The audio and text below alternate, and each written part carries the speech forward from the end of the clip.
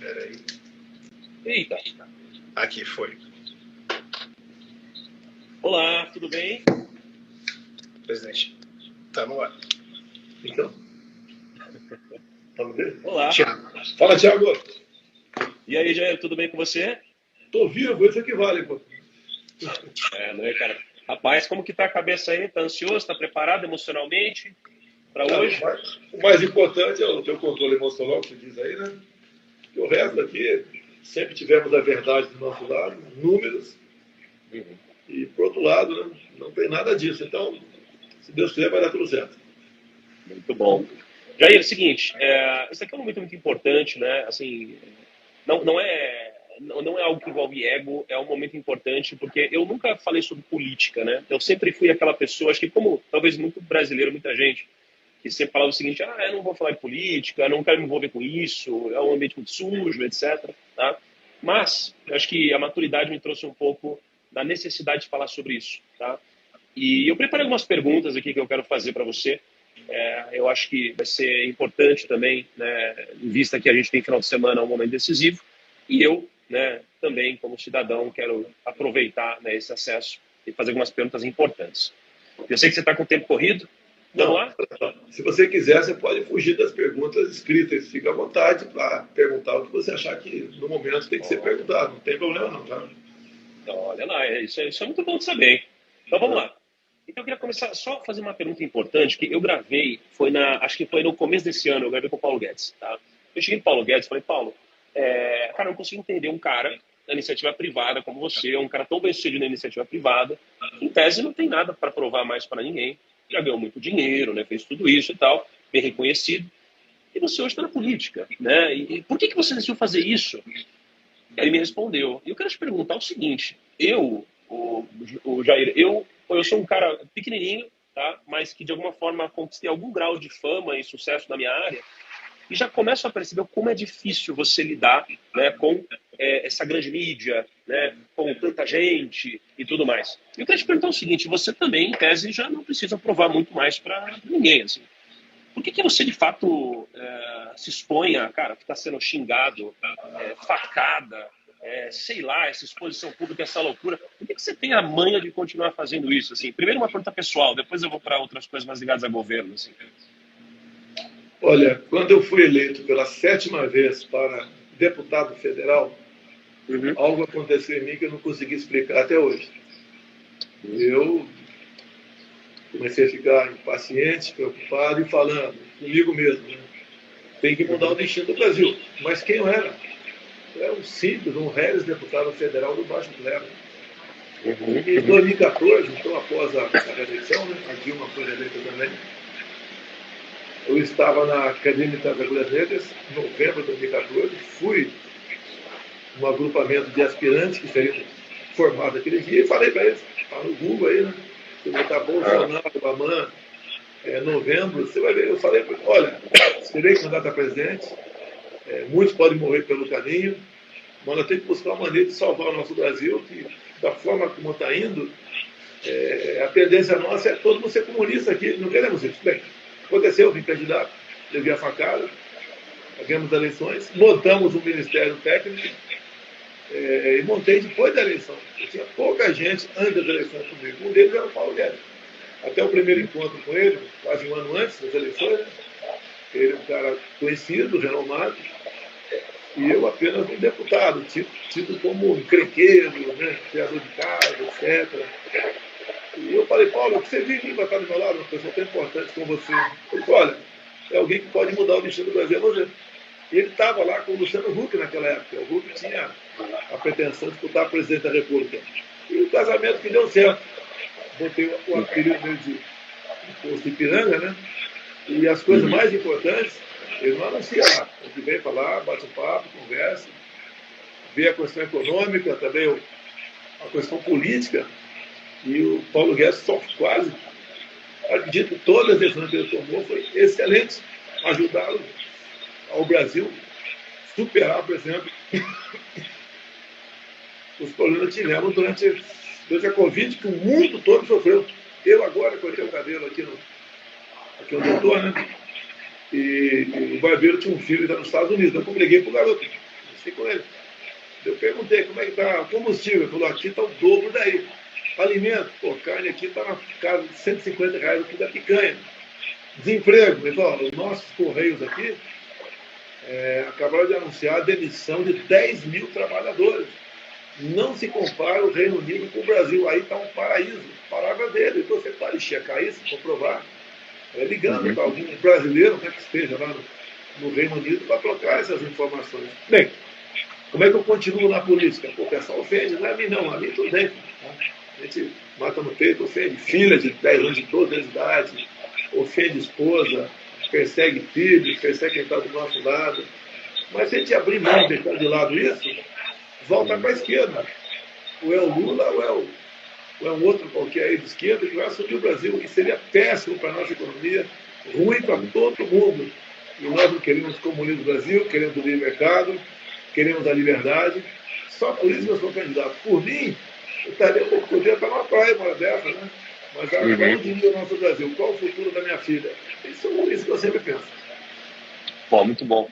Agora, já, assim, eu tenho várias perguntas importantes aqui, mas, cara, eu não poderia deixar de fazer algumas perguntas também um pouco mais difíceis aqui, né, com você me dessa liberdade.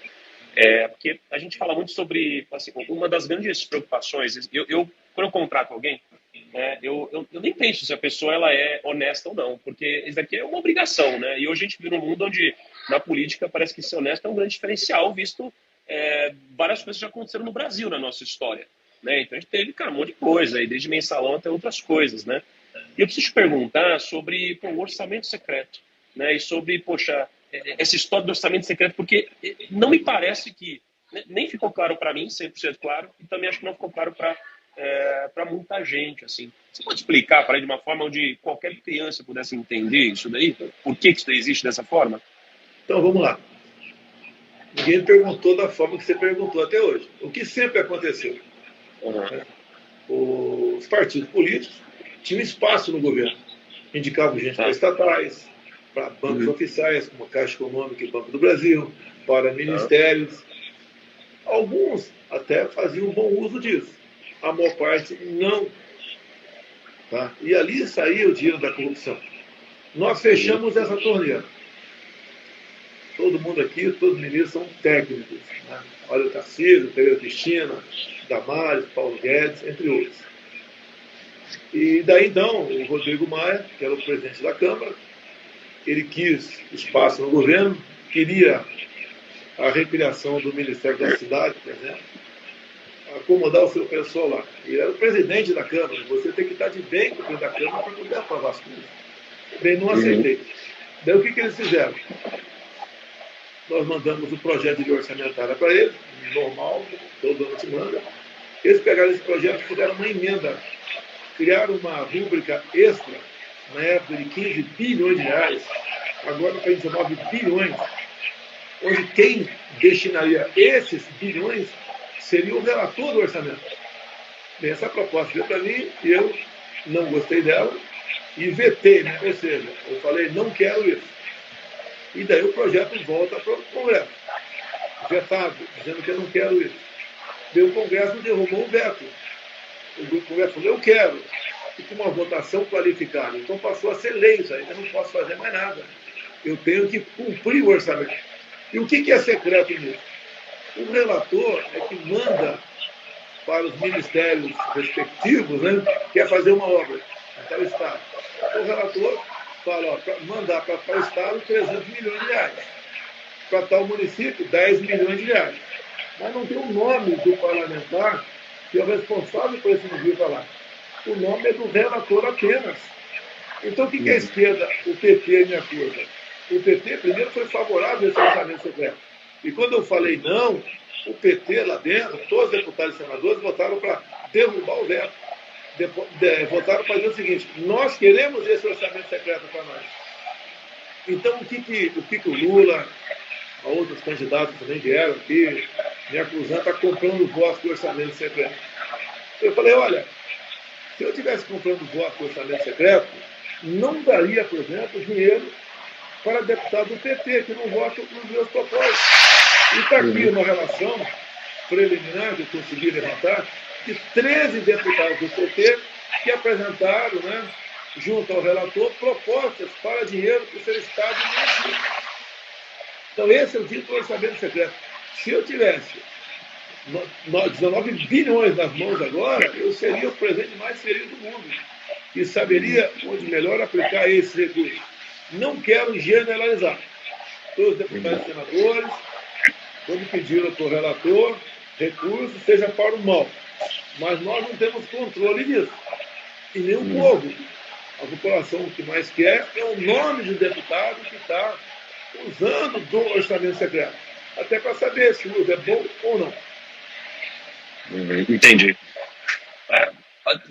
Deixa eu fazer uma outra pergunta também. Assim, eu vejo muita gente discutindo no Brasil hoje sobre desigualdade. Toda hora. Desigualdade, a gente precisa de menos desigualdade.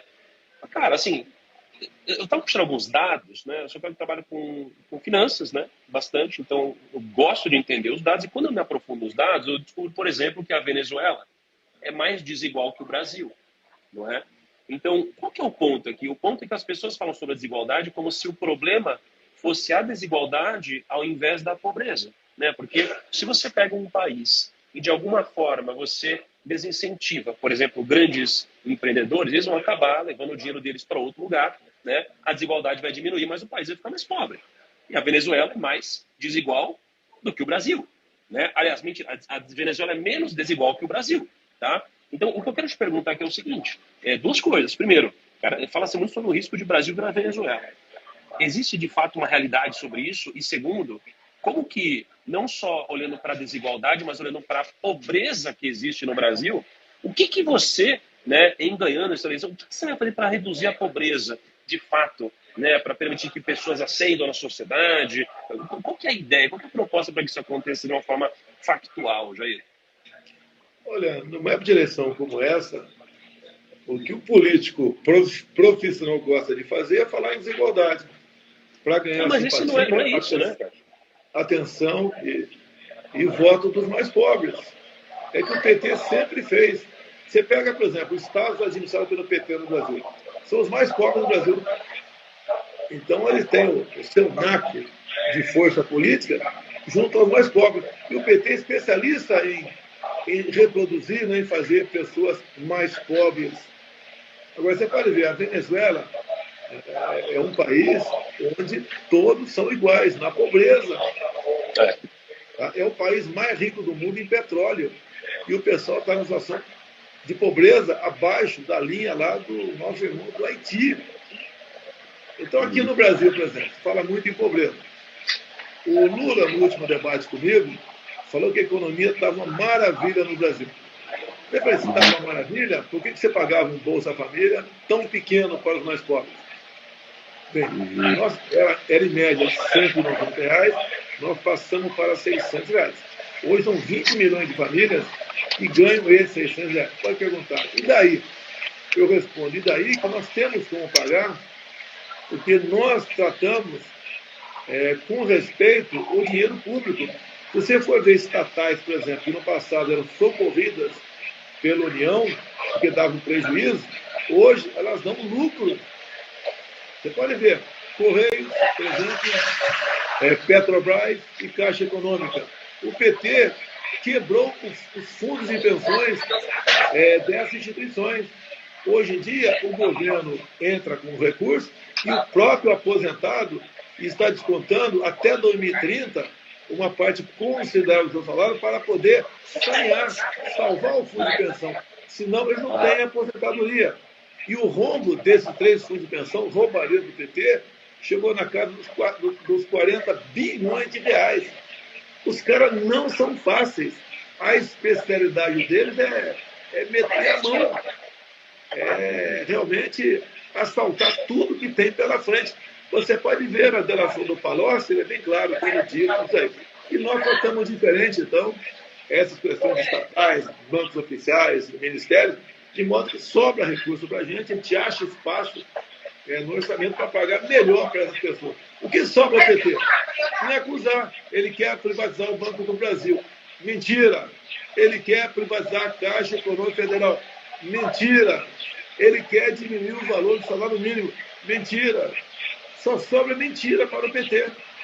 Nos acusar daquilo que eles fazem até por tabela. Como eles assaltam de um lado, naturalmente alguém vai perder do outro. E quem perde? É o mais humilde, é o mais pobre, é o trabalhador, é o aposentado. Olha só, deve ser uma realidade complexa viver na sua pele hoje e ainda mais olhando para os desafios que você tem pela frente, né? E tem uma equação difícil de fechar na minha cabeça, assim, até matematicamente pensando, tá? É o seguinte, a gente fala de previdência, por exemplo. Um dos maiores problemas que a gente teve, ou tem, ou vai ter, enfim, sei lá, financeiramente falando, é o déficit de previdência, né? Então, por exemplo, em 2019 a gente teve menos 288 bi de déficit, 2020 teve 360 bi e tal. A gente teve nos últimos 7 anos 1,7 trilhões de reais de déficit da Previdência. Tá? E aí, né, quando a gente olha para um outro dado aqui, pela primeira vez, tá, em mais de uma década, a gente teve, né, uma queda de dias trabalhados para a gente pagar imposto. Ou seja, a gente trabalha menos hoje em relação ao que a gente trabalhava antes para pagar impostos. Tá? E quando a gente olha para o seu ministro da Economia, que é o Paulo Guedes, e eu particularmente sou muito fã do Paulo Guedes, tá? Ele diz, né, que quanto menos Estado, né, melhor, de certa forma. Quanto menos interferência de Estado, melhor. Né? Só que a gente também está vendo o governo com muito assistencialismo. Então a gente vê, né, uma série de coisas acontecendo, né, como, né, o Auxílio Brasil e várias outras coisas. O que a gente pode esperar, tá, em relação ao futuro sobre impostos, sobre reforma da Previdência, reforma administrativa? Porque, por um lado, a gente tem mais assistencialismo. Por outro lado, a gente fala que quanto menos Estado, melhor. Né? Mas, por outro lado, cara, a gente tem um liberal, né, como ministro da Economia.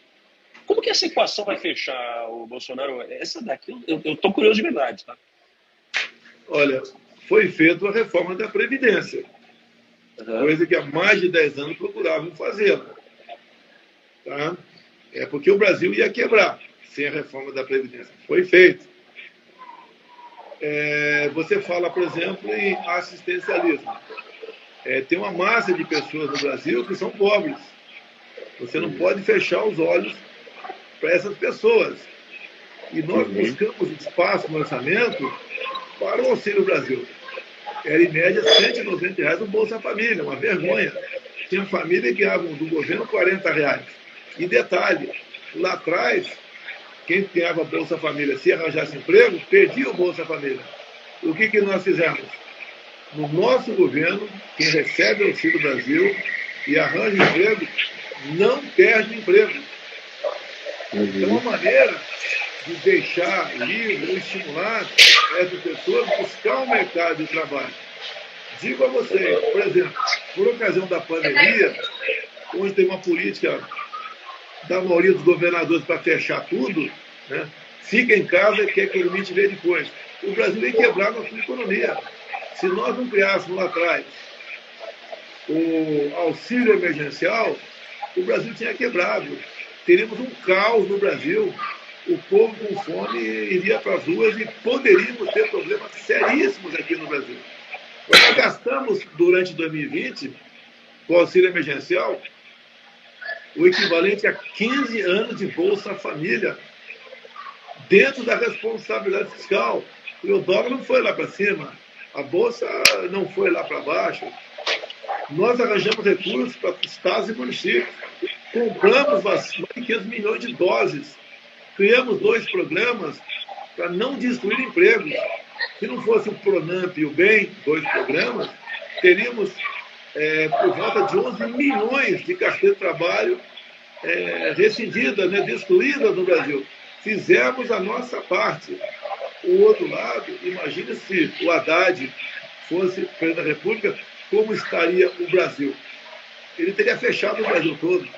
Inclusive, nós sabemos que a esquerda queria que, por exemplo, o auxílio emergencial fosse para governadores e prefeitos distribuírem para os mais pobres. Nós jogamos dinheiro diretamente na veia de 68 milhões de pessoas.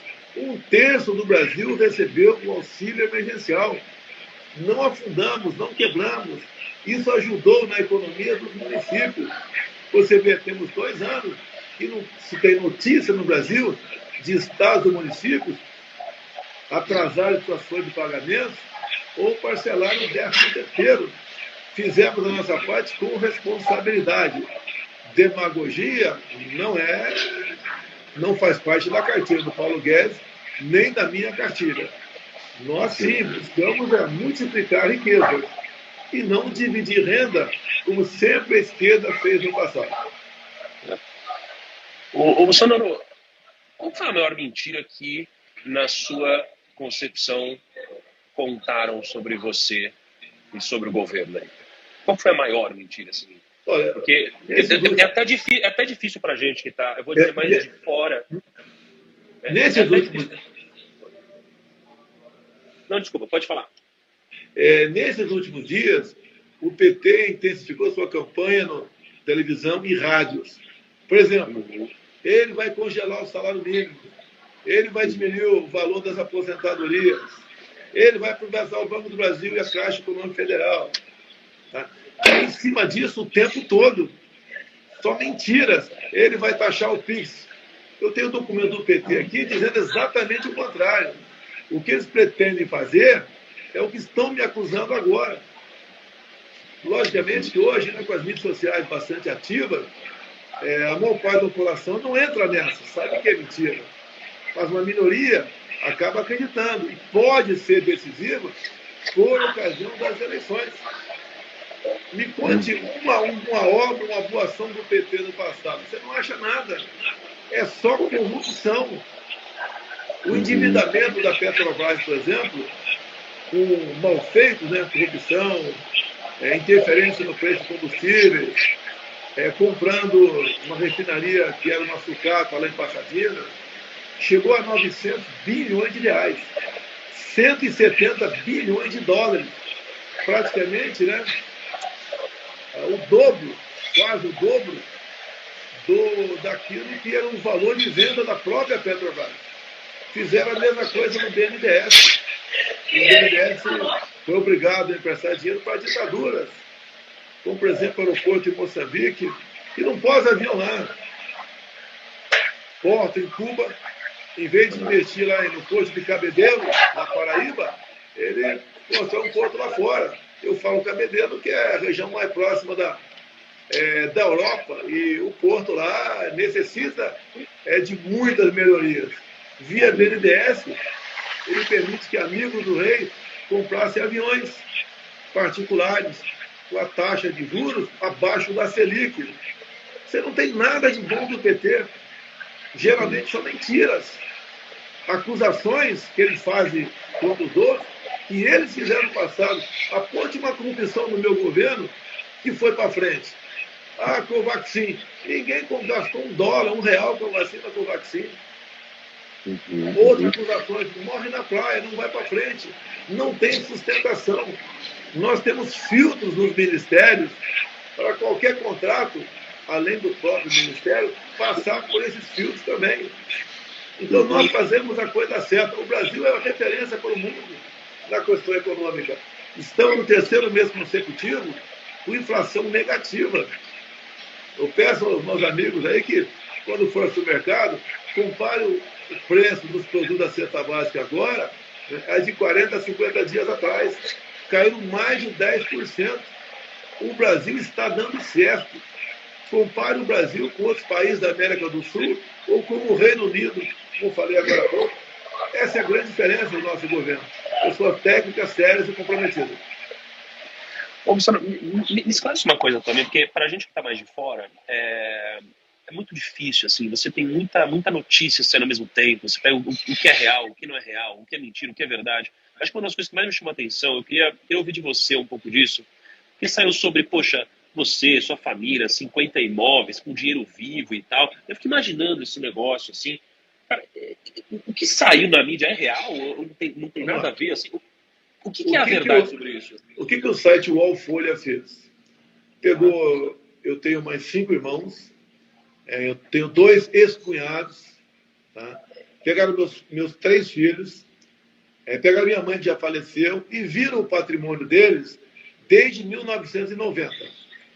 Um ex-cunhado meu, que está separado há quase 20 anos da minha irmã, ele é um empresário bem-sucedido na região de São Paulo, conhecido como Vado Ribeira.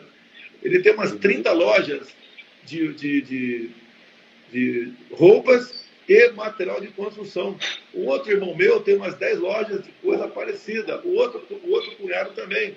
Então pegaram desde 1990 tudo que foi comprado por mim, minha mãe que já morreu, esses parentes, e falaram, olha, esse dinheiro foi comprado com dinheiro vivo.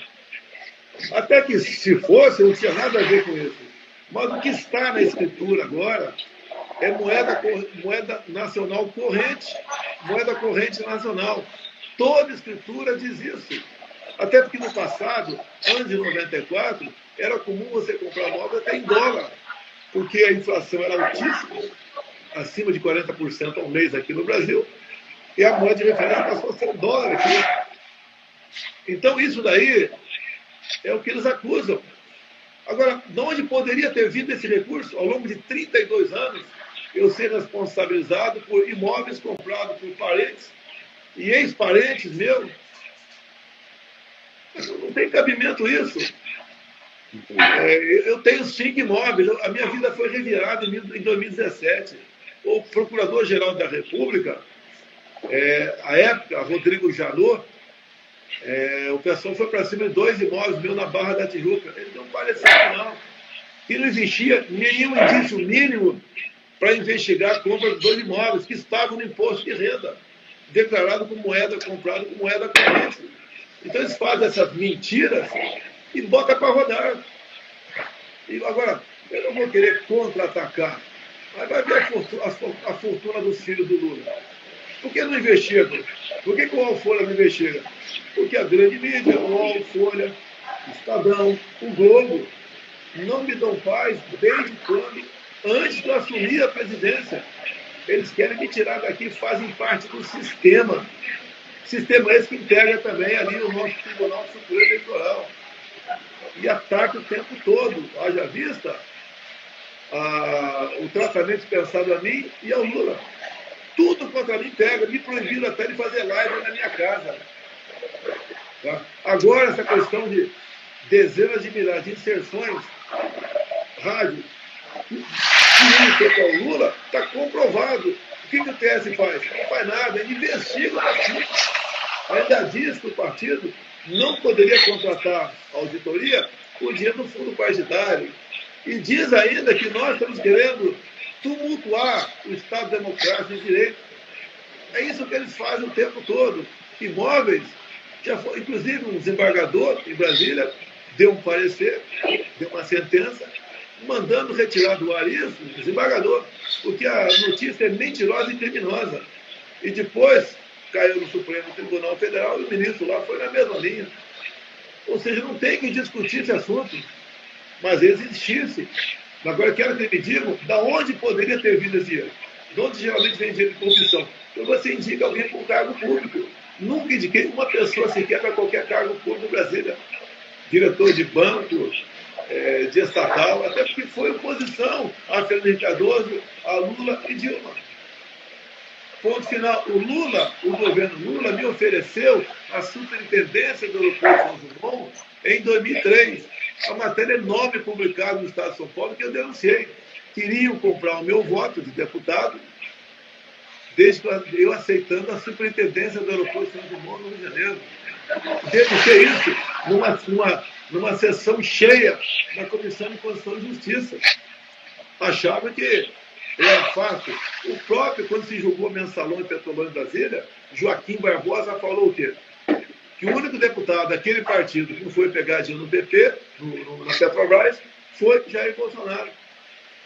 E também o Alberto Sérgio, o goleiro, também falou que entregava dinheiro para muita gente em Brasília, exceto para 3 deputados da base do governo.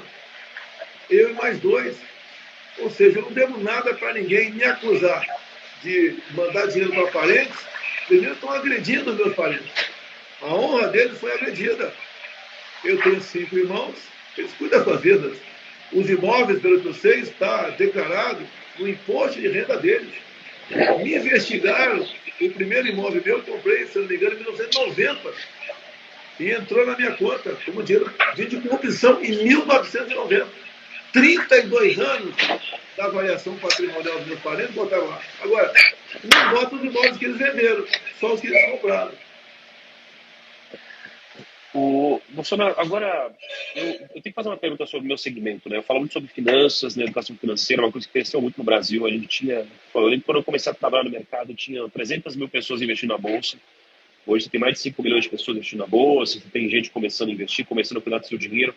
E falta muita educação financeira no Brasil, né? Eu queria fazer 3 perguntas, né, sobre isso, né? Mas a primeira delas é o seguinte: existe alguma coisa, assim, como você enxerga a educação financeira para os mais jovens, talvez para as escolas, né, talvez para as crianças, assim, porque falta muito. Eu mesmo, assim, a minha família, assim, a gente não teve uma geração de aprendizado em relação à educação financeira.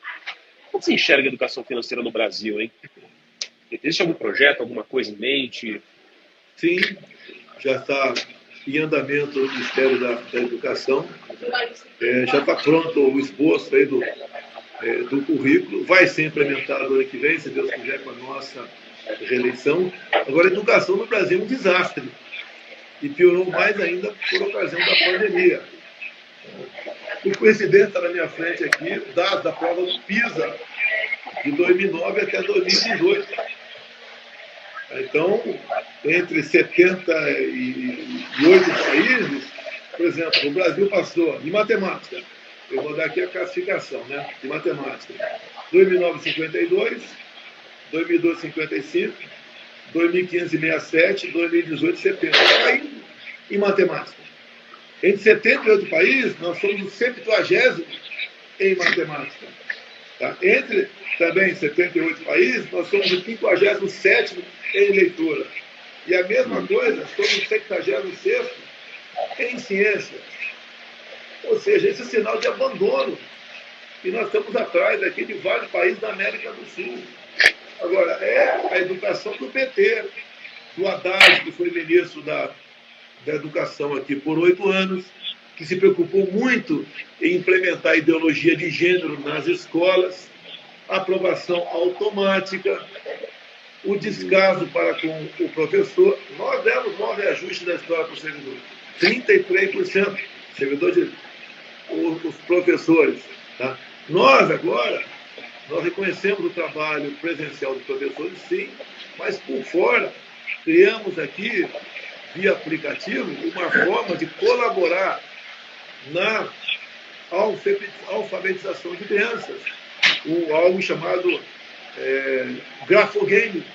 Vocês podem baixar aí. E baixando, não gasta mais crédito no celular. O moleque, ele vai, como dever de casa, no celular, ele fica ali apertando as letras e obtendo som, ou, né, formando sílabas com o som do lado. E até há poucos anos, se levava 3 anos para se alfabetizar uma criança no Brasil, agora, com professores, mais o grafogame, são 6 meses. Sem você alfabetizar a garotada, não tem como você sonhar numa educação financeira, porque a matemática vai ser uma coisa forte nessa questão. E a matemática nasce da alfabetização também, para o moleque poder ler um problema, com números, interpretar e resolver. Passa pela sua alfabetização.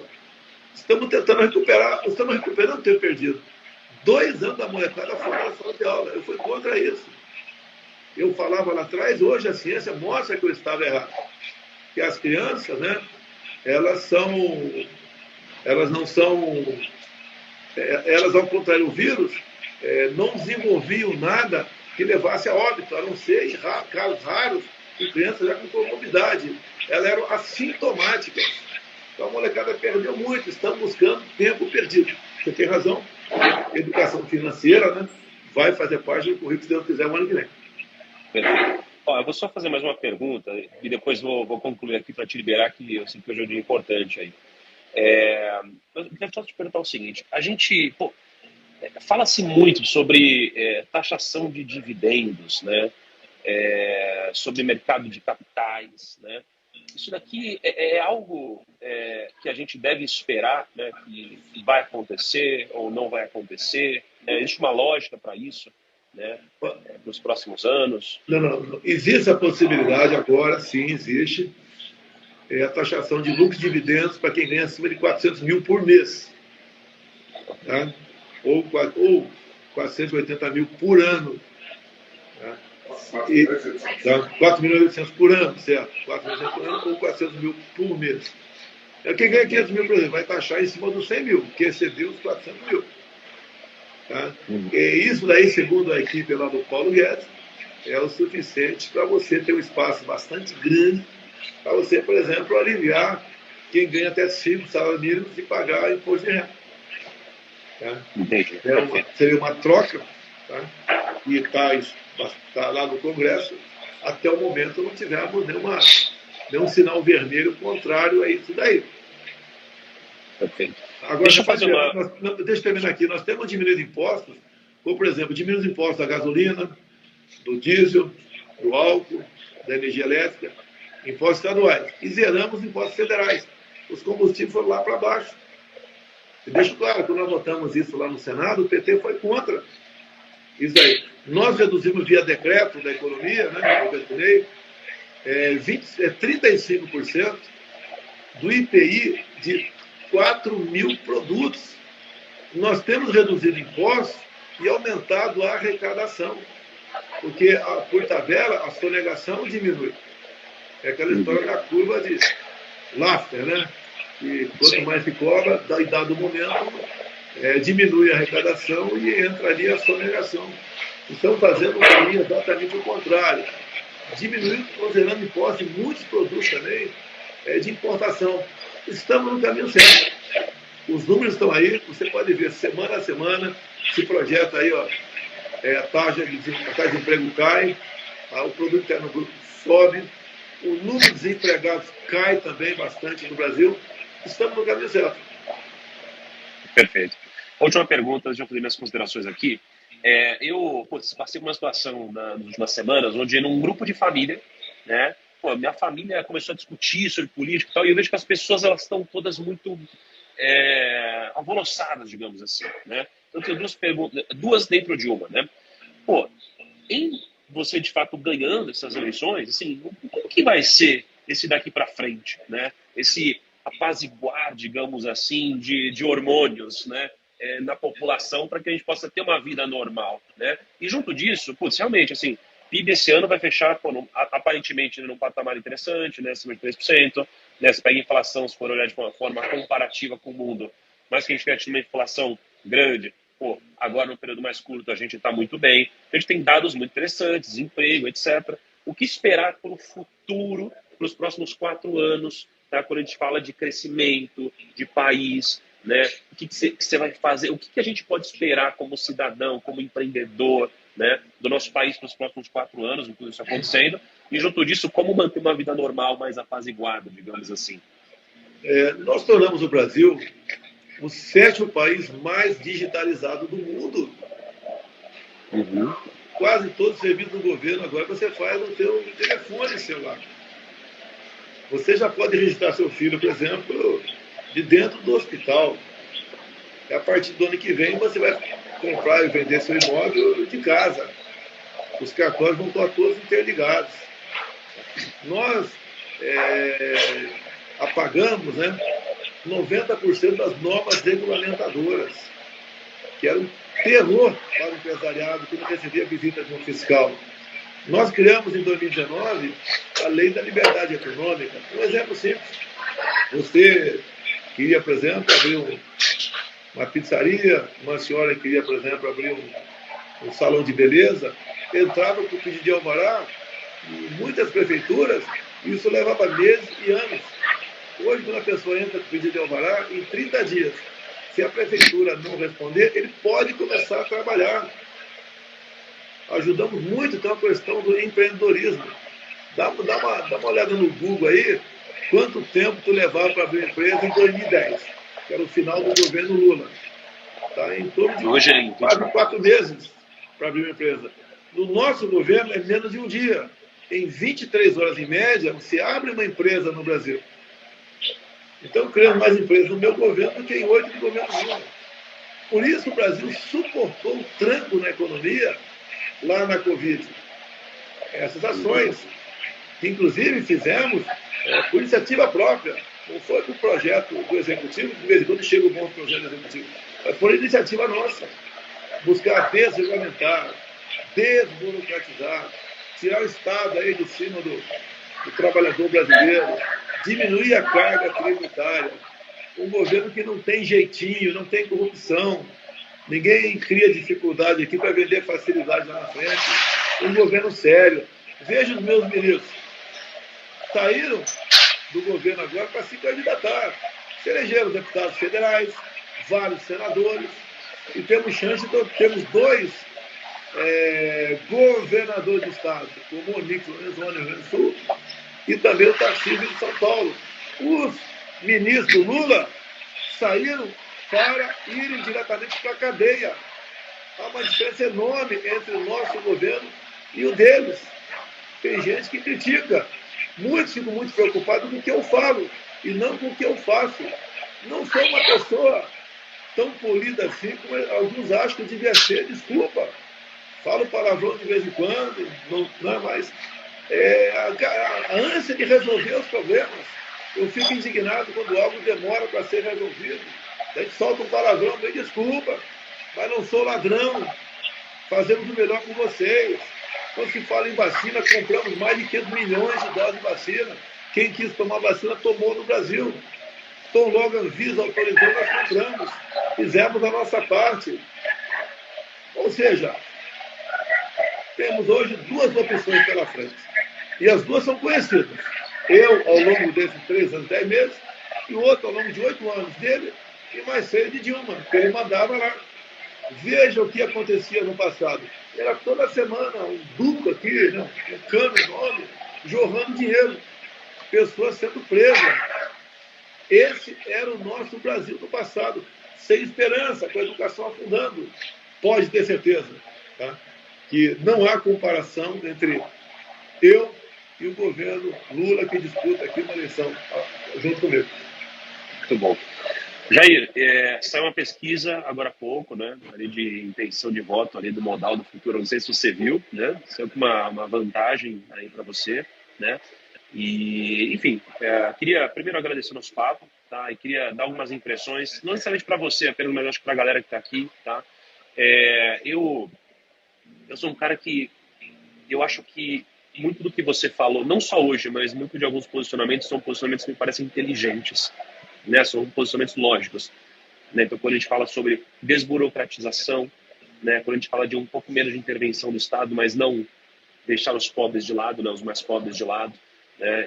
A gente não falou sobre isso hoje, infelizmente pelo tempo, né, mas eu sou uma pessoa que me converti recentemente, né, sou uma pessoa que passei a ler muito a Bíblia, e gosto muito, né, que você tenha, né, esses princípios enraizados em você. Então, assim, me parecem princípios que também fazem sentido para mim, tá?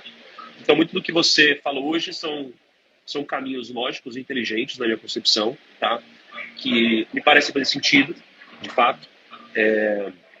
E esse final de semana é um final de semana importante, tá? Então, pô, queria deixar claro aqui para a turma, quer dizer que é um final de semana importante, que muitos desses caminhos são caminhos inteligentes, tá? E que se provaram, né, ao longo do tempo. De fato, tem muitos conteúdos que a gente não abordou aqui, como, por exemplo, a pauta de família. Eu sou um cara que quero construir, né, uma família sólida, uma família bacana. Gosto também, quando você fala sobre esse tema, é um ponto importante, né, quando você fala de futuro, e é importante para mim também.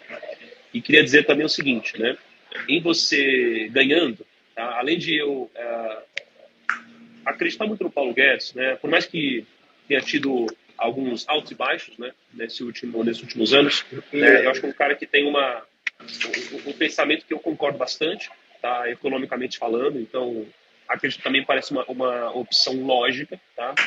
E em vocês ganhando, Jair, eu torço muito para que o Brasil decole mais ainda, que o Brasil cresça, tá?